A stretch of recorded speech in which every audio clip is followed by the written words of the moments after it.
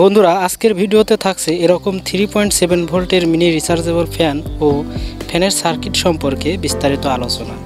কিভাবে এই সার্কিট ব্যবহার করে এরকম 3.7 ভোল্টের মিনি রিচার্জেবল ফ্যান তৈরি করা যায় এসব সম্পর্কে বিস্তারিত আলোচনা করব। তো জানতে হলে অবশ্যই আপনাকে পুরো ভিডিওটি দেখতে হবে। চলুন শুরু করি।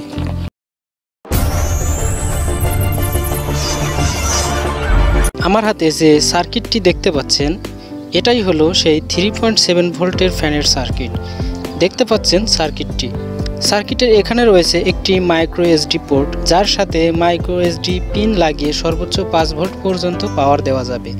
এখানে বি নেগেটিভ লেখা, এটা হলো ব্যাটারির নেগেটিভ টার্মিনাল। এখানে ব্যাটারির নেগেটিভ কানেকশন দিতে হবে। এবার এই পাশে দেখুন রয়েছে বি পজিটিভ, এই টার্মিনালের সাথে ব্যাটারির পজিটিভ কানেকশন দিতে হবে। সার্কিটের ঠিক মাঝে রয়েছে একটি আইসির অবস্থান। অটোকাট চার্জিং সুবিধার জন্য এ ধরনের আইসি সার্কিটে ব্যবহার করা হয়ে থাকে। এই আইসিটি থাকার ফলে এখানে কোনো প্রকার ওভারচার্জ হওয়ার সম্ভাবনা একেবারেই নেই, ফলে ব্যাটারি দীর্ঘদিন ভালো থাকে। এটা দিয়ে অটোকাট চার্জিং সুবিধাও পাওয়া যাবে। আপনারা চাইলে এটা দিয়ে 5 ভোল্ট অটোকাট চার্জারও তৈরি করে নিতে পারবেন। এবার এখানে খেয়াল করুন, দেখুন এখানে রয়েছে একদম ছোট ছোট দুটি ইন্ডিকেটর এলইডি। এই দুটি ইন্ডিকেটর এলইডির মধ্যে একটি লাল ও একটি সবুজ, যা সার্কিটে পাওয়ার দিলে বোঝা যাবে।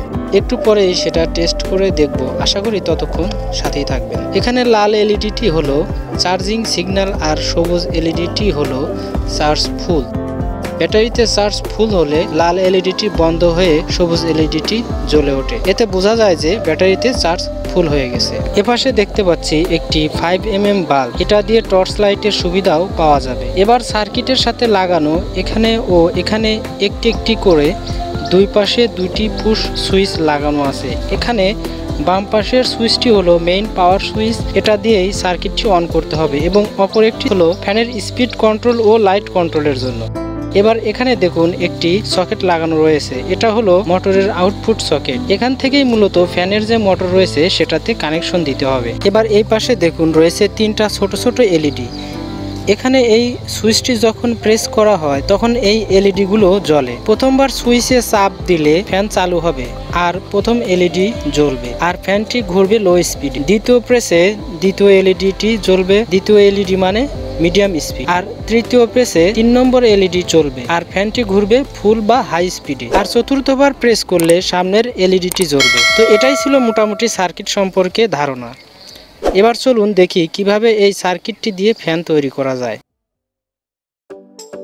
এখন সার্কিটের এই সকেটটি খুলে ফেলতে হবে। এখানে ফ্যানের মোটরের তার দুটি সোল্ডার করতে হবে, তার জন্য এখানে একটু সোল্ডারিং লিড লাগিয়ে নিতে হবে। এবার ফ্যানের তার দুটি সার্কিটের সাথে ভালো করে সোল্ডার করতে হবে। এবার সার্কিটটি এখানে বসিয়ে নেব ও সোল্ডারিং করে নেব।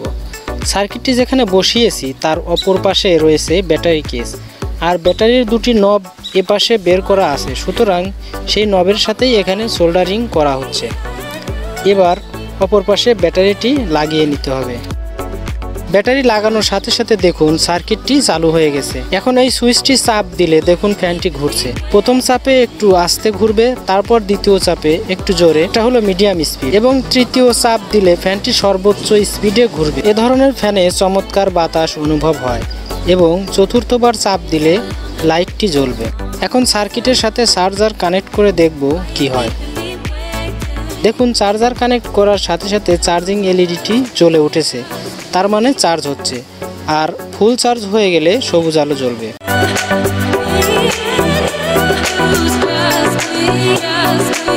এবার উপরের কভারটি লাগানোর পর ফ্যানটি দেখতে এমন হয়েছে। দেখতে বেশ ভালোই লাগছে। এই ফ্যানটি কিনতে চাইলে ডেসক্রিপশনে লিংক পেয়ে যাবেন। ভিডিওটি কেমন লাগলো কমেন্টস করে জানাবেন। কোনো প্রশ্ন থাকলে অবশ্যই কমেন্ট বক্সে কমেন্ট করে জানান, উত্তর দেওয়ার চেষ্টা করব। আজকের মতো ভিডিও এখানেই শেষ করব।